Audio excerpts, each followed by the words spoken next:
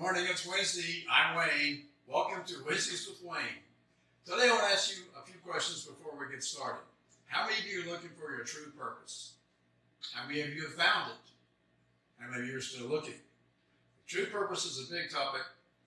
Every now and then I hear someone looking for it. It seems to be fairly elusive. And today I want to go into what Bucky Fuller says about true purpose and what it means. I think I got a lot out of this. I think you will too. It's from his book right here, Critical Path.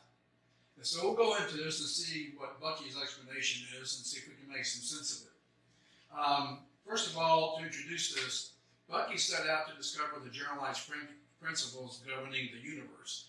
And what he calls a generalized principle is something that scientists refer to as something that's true in all cases, like gravity. Gravity is a generalized principle. If you don't understand or want to argue with gravity, step off the roof, you'll discover gravity. So this is also a generalized principle, what we're going to go into today. So all I ask that you do is, I don't say it's wrong, I'm not saying it's right, I'm just saying it's helped me, the way I operate in the world, the way I view the world. I'll go into that in detail, but all I ask that you do is keep an open mind and see if this might ring true for you, and I'll go into it as best I can. So I'll start off by saying, how many of you have ever heard it's important to set goals? Like everybody, right? You gotta have a goal, you gotta have a goal, you gotta, I don't know about you, but I really don't enjoy goal setting. I do it because it keeps me focused. I think multitasking is overrated. One of the keys to success is focus. And having a goal keeps me focused. I can also tell the difference between an opportunity and a distraction. Like, someone else's opportunity is sometimes my distraction. And so if I have goals, it keeps me on course, it keeps me focused, it keeps me from getting distracted.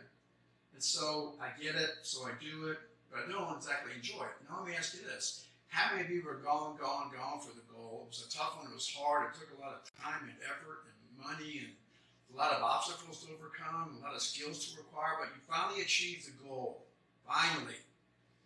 And then you felt, instead of feeling elated and triumphant and victorious, how many of you felt a little bit let down afterwards? Has that ever happened? Okay, so I'm going to go into why that happens and what it means to you. So we'll start with this. If you have a goal, and the goal is over here, where do you need to be? Somewhere else, right? So you're over here going for the goal. Well, again, why do we go for these goals and we feel let down or unfulfilled afterward? If the whole time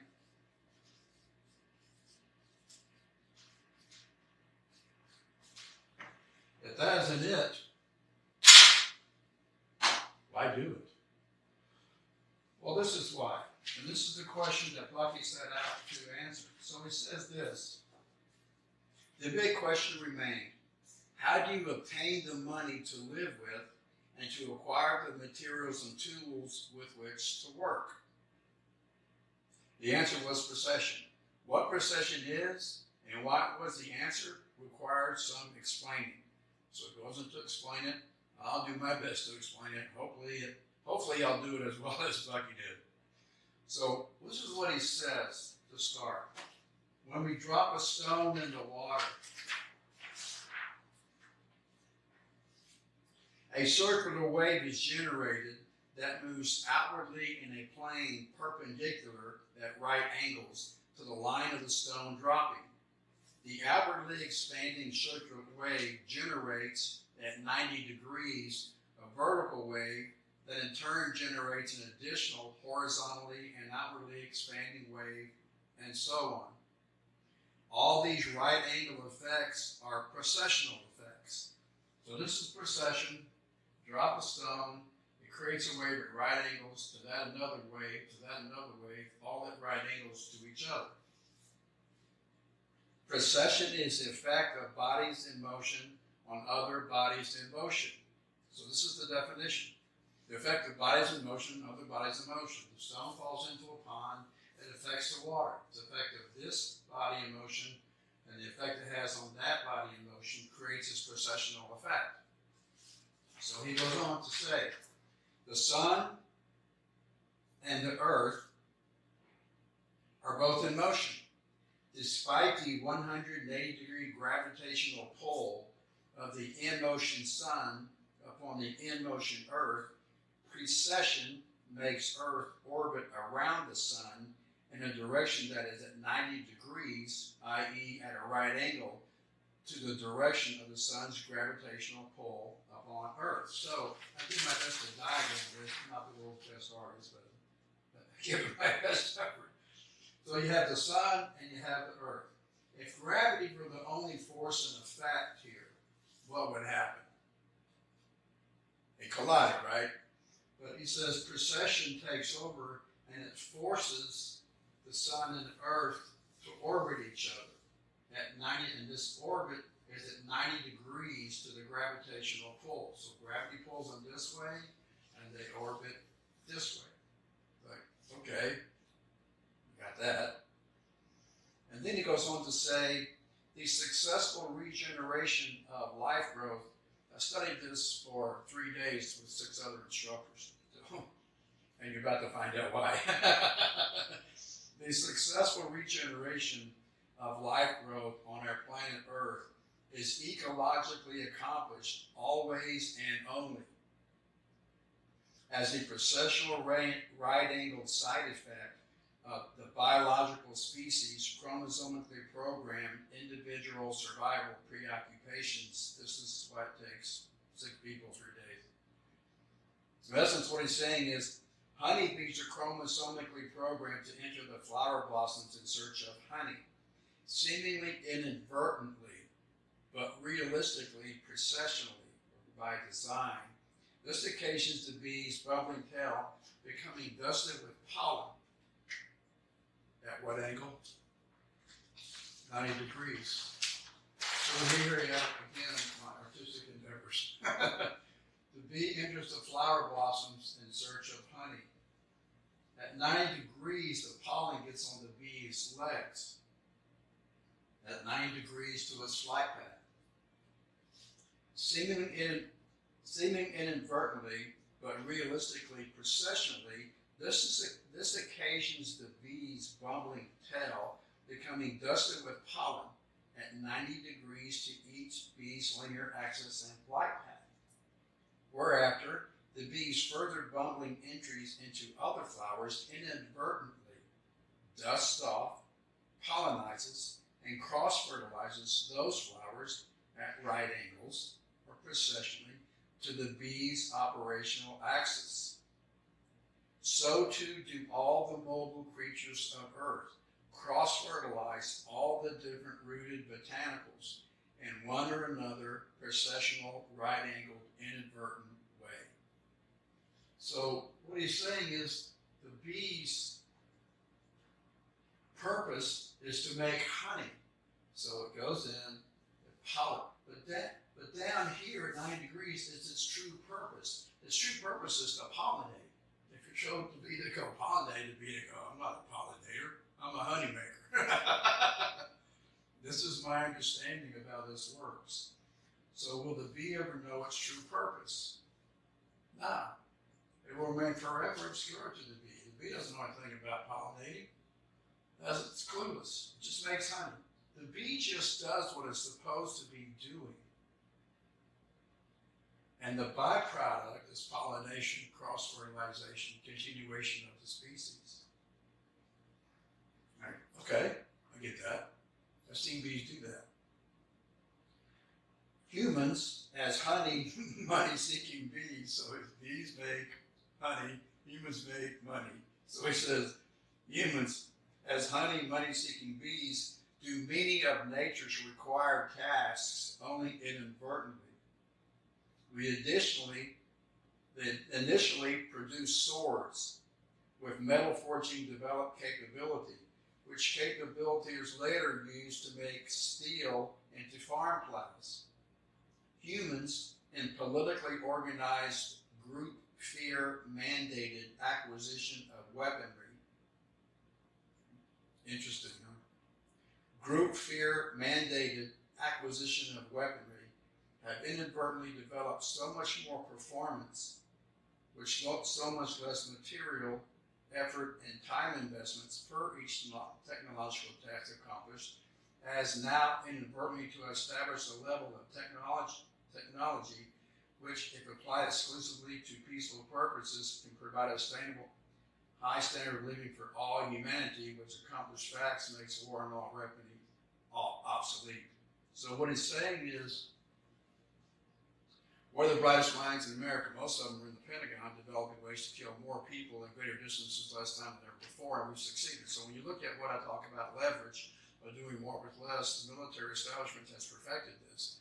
Ultimately, it's passed down to the citizens and the population. The civilians get to use it, like GPS and things like this. But if you look at what they do and how they do it, it says if you apply that technology to peaceful purposes, it would make war obsolete. So if you look at this thing called recession, he goes on to say, if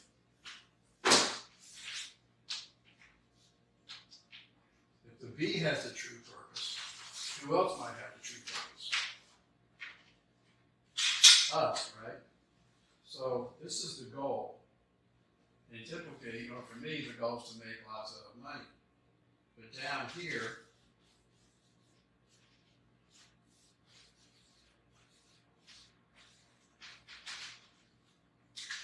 so then he goes on to say, you're guided through your life by a series of taps on the shoulder. So if you're conscious and you pay attention, you'll get it, you'll hear them. So there I was in Houston, right? Just coming from my own experience. There I'm in Houston, I'm a grand old time, I've got my parts store, making lots of money, this is my goal, and the more I made, the more arrogant and obnoxious and cocky I become. Next thing you know, I'm selling heavy-duty truck parts to 18 wheelers running back and forth from the Houston ship channel to the West Texas oil patch. What happened to the demand for oil in the early 80s? It went south, right? Because it became cheaper to import than to drill domestically. So the oil market dries up. Trucking market, transportation dries up. We go into this recession. There's a savings and loans crisis. Real estate market crashes. In '86, stock market crashes. So next thing you know, there's all these negative things happening. And I'm blaming somebody else, and I'm justifying it. Next thing you know, the bank calls and they say, we're no longer interested in funding small to middle market businesses. I said, speak English, because we're calling your note. We're not renewing your note. I said, okay, that's fine. So I moved to Austin, I start over. Get into real estate, middle of a recession, bang. Can't make any money, bang. Then I meet this woman, great gal, married her, been married since. Comes in one night after work, says, hey, I'm gonna go to the seminar this weekend. Goes to the seminar, meets Robert Kiyosaki, does Money and You, comes home, says, you need to go to the seminar. I said, why do I need to go? Well, you don't have to go. Do you go or you go? I go or I go? Yeah, you go or you go. Sounds like I'm going. So I went. And in the seminar, I found out why I was broke, why I was divorced, why I wasn't making money, why I didn't have a relationship. And so I started working on myself, and next thing you know, create a new business. And then the shift was stop focusing on this. And the goal became forget about making money. What can I do to add value? And what I discovered is that the more value that I added, the processional side effect was more money. When the focus was on money, the money was difficult. When I focused on adding value, the money started coming in. So business grows, more customers, more referrals, more money comes in, we're better relationships, lots more friends, great marriage, everything starts working.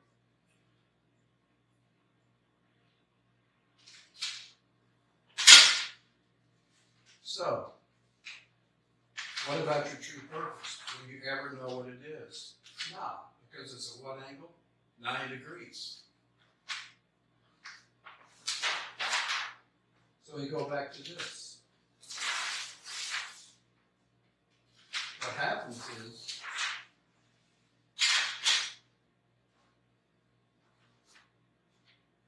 there's this thought, there's this thing of scarcity.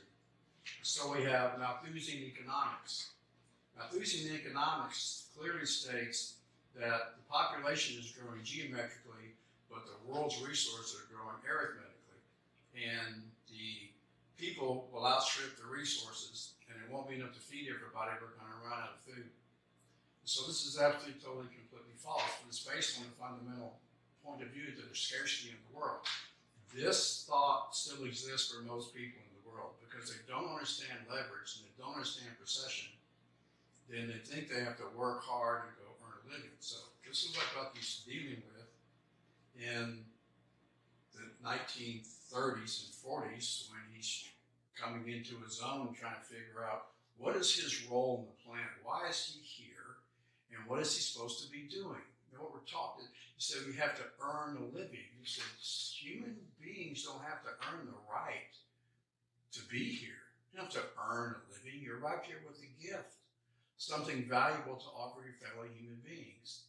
But we're taught to go get a job and work hard and earn our living instead of doing what we're supposed to be doing and trusting that the universe will take care of us.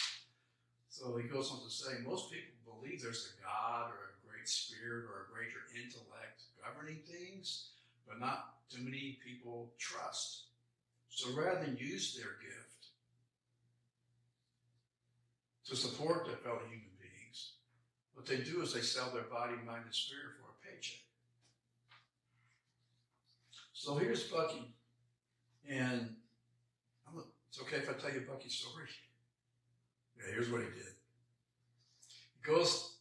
He gets in this venture with some friends, loses his friends' money. He gets in another venture, loses some more money. He just figures out that he can't quite figure out how to make money in business, but he has a feeling that there's some reason that he's here. And so he gets married. He and his wife have a daughter. She's coming up on 5-year birthday. They're leaving this dingy little apartment on the shores of Lake Michigan. And the phone rings one day. And well, Bucky came from a background of wealthy family. His father reported highs from around the world. And they grew up, they had a big mansion and lots of servants and lots of help. And there was a tradition in his family that everybody would go to Harvard. So Bucky got out of school, goes up, the family comes out and they bring, what happened was all his forefathers had diaries of their experiences at Harvard. So they brought up the diaries, they gave them to Bucky, they sent him off to Harvard. And he gets to Harvard and he finds that it doesn't really fit in, the dogma's not right, this doesn't, still not it, right? So one night he gets bored and he goes into town. And he goes out walking down the street and he sees the signs that said Follies. So he goes into the Follies, he sees these dancers, he goes, wow, look at these beautiful women. How can I get them to notice me? So when the presentation was over, he buys a bottle of champagne and a dozen roses and sends them to the senior dancer's dressing room. So she notices him and she brings them in and they talk and they visit and have a great time. So Bucky invites the whole chorus line out to dinner. So they go out to dinner to this fabulous restaurant in New York, have a great meal. Champagne is flowing like the Hudson River. Everybody's having a grand old time. And Bucky blows his whole tuition in one night. So calls his family. They won't give him the money. Harvard kicks him out. He takes the diaries and goes back home. And he's very despondent. They can't figure out what to do, so his family can't figure out what to do with him. So they send him off to his family woolen mills in Canada. So he goes to the mills and he finds the machinery that produce the wool is often broken. Their ride's broken from Europe or it breaks soon thereafter. It's poorly designed, it's poorly made. But he has this engineering analytical mind, so he figures out a way to retool and remodel and revamp his equipment. And sure enough, it works better than the original design. So guess where productivity goes? Up. Guess where profit goes? So next thing you know, this local paper writes an article about it. This boy wonder but Mr. Fuller redesigns, this factory and blah, blah, blah, blah, blah. Well, what happens is the family back home get a copy of the paper. And they go, wow, Bucky's doing great. He's reformed. Let's bring him back. And so they bring Bucky back home. They give him another year's tuition. They roll up the diaries. They send him to Harvard. And they go, now, get it right. Well, he goes back to Harvard again. Goes in there. Once again, same story. Dull, boring, doesn't get it, doesn't fit in. Goes back to Esther's Follies. Sees them, hey, I'm back. Hey, Bucky. Once again, takes him out to dinner, blows the whole year's tuition. Papa says, don't come back. His family goes, don't come back. So what do you do? So he goes and gets a job at a meatpacking plant. And the days go by, the weeks go by, the months go by, the years go by, and one day the phone rings. And it's his friends from Harvard. They go, hey, Bucky, this weekend's the famous Yale-Harvard rivalry football game. You should come hang out with us, Bucky. We haven't seen you in years. Come play, come hang out, come visit. So anyway, he goes to his wife. He says, guys on the phone, I don't know if I go. The game this weekend, is okay if I go to the Harvard Yale football game? She goes, yeah, that's fine with me, but it's Alexandra's birthday Saturday. So why don't you go talk to her? You should ask her. So Bucky goes in. Well, Alexandra, as I said, is coming up on 5. She was born pale and weak, and she's rather sickly. And she's running a little fever, so Bucky picks her up out of her bed. Says, hey, Alexandra, the guys are on the phone, and they want to know if I can come to the football game this weekend. I know it's your birthday. Is there something I can bring you when I come back? She goes, yeah. Daddy, would you bring me one of those pennants? It's those little triangular pennants on the flag, on the pole. And he goes, yeah, sure, I'll bring it back to you. She goes, okay, have fun. He goes, okay. He puts her back in bed and he goes off to the football game. Well, to this day, no one really knows what happened.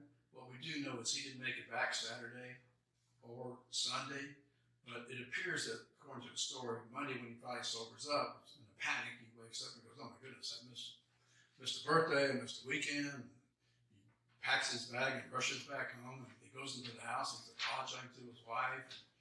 His wife is Aunt Hewlett. He apologizes to her. She goes, look, I can't talk to you right now. Just go see Alexandra. She's taking a turn for the worse. So he goes into her room. He picks her up, and she is burning with fever. And he says, oh, sweetheart. So she wakes up and picks her up, and she says, oh, Daddy, I'm so glad you're back.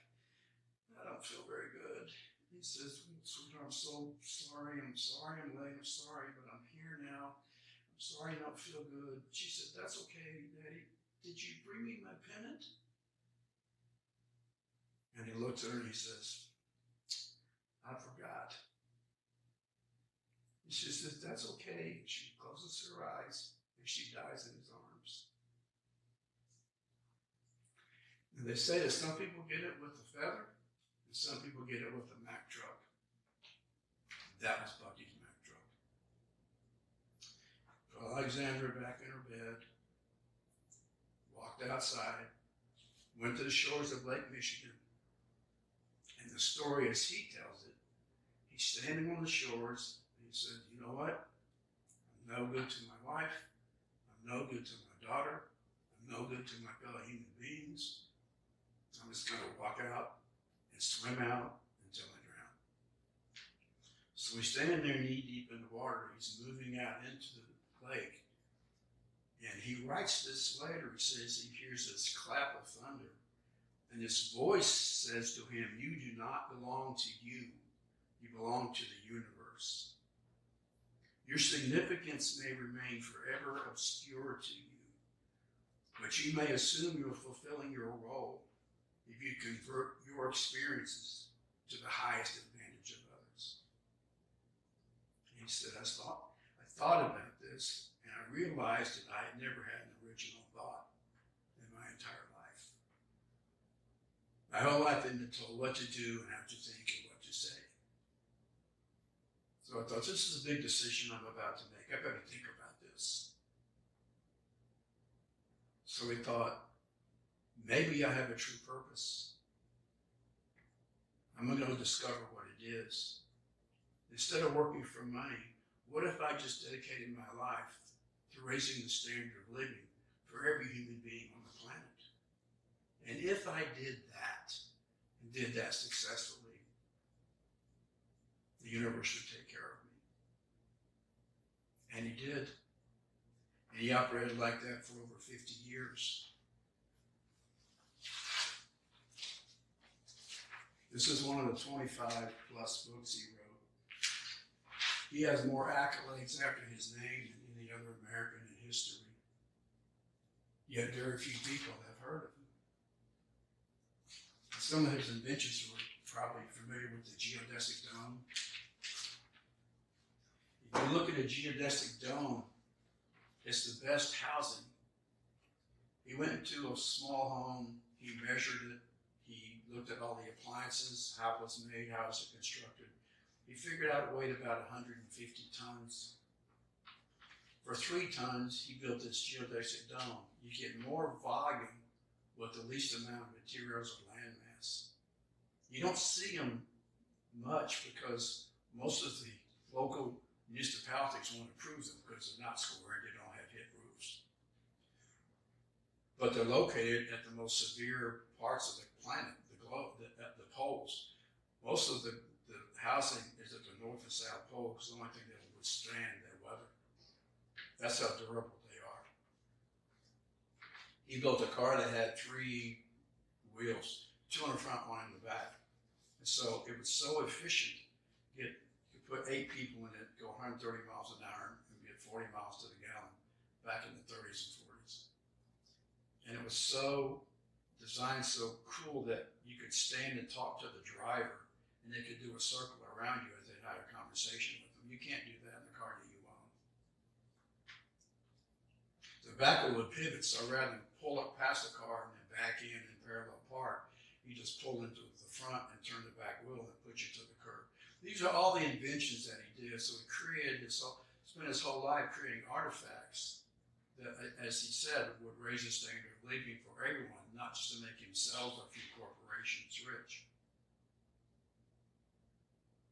So the difference is, we have this Malthusian economics now saying that it's a survival of the fittest. It's a me or you world. So we have the Pentagon creating weapons to kill more people at greater distances in less time than ever before.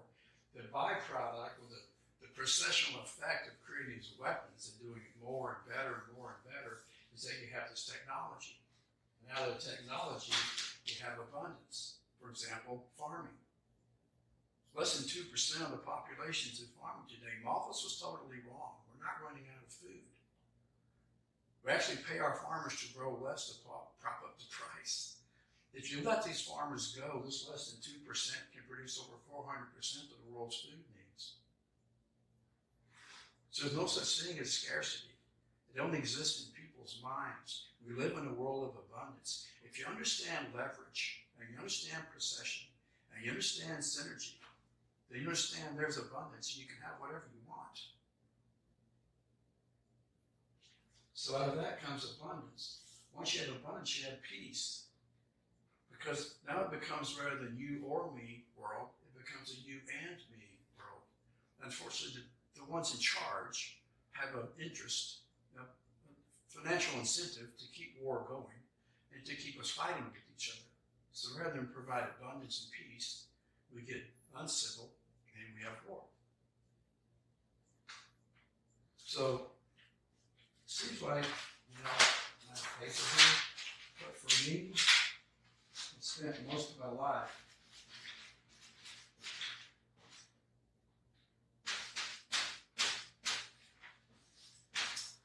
and really all I wanted to do was feel good. I found various ways to do that. But, deep down inside, I never really was happy. Because I wasn't doing what I was supposed to be doing.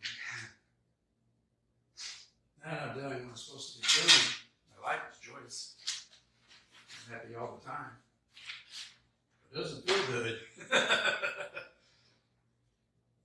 But it makes me happy. opposite of procession is control. And what Bucky would say is, you didn't create this universe, you're not running it. Are you doing what you're supposed to be doing? Or just sold your body, mind, and spirit for a paycheck? Do you believe there's a God, a great spirit, or a greater intellect governing the universe? Or do you trust? Are you working for money? Or are you doing what you're supposed to be doing? Trusting the universe will take care of you. That's what happened in 1989. Kiyosaki called and said, I need you in Sydney in 3 weeks. I'm like, I don't have enough money. He goes, that's just like you. You've always got some reason. So I read this piece on procession, the one I just read to you. And so Lynn and I jumped off the cliff without a parachute. We haven't worked for money since. We just focus on this. And all the decisions we make are how do we do the most good for the greatest number of people?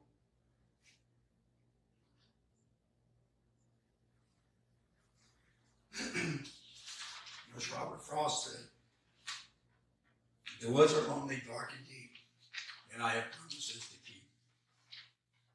And I have promises to keep. So that's the reason that you often don't feel good. The reason we set the goal is sometimes you feel let down. If you stop, what would happen? Nothing.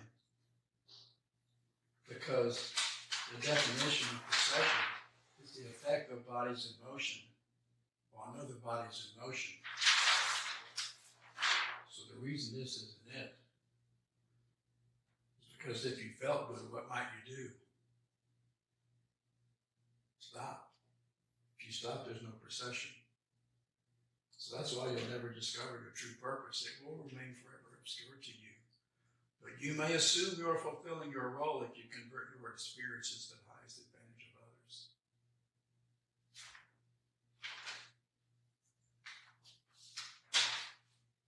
That's procession. That's Bucky's story. That's Critical Path. This has been Wayne. This has been Wednesday. This has been great. Thank you for watching. Thank you for your time. Let's go out and make it a better world and just ask yourself, am I fulfilling my role? Am I doing what I'm supposed to be doing? Am I working just for money? Am I just earning a living? Do I trust that the universe will take care of me? Thank you. See you next Wednesday.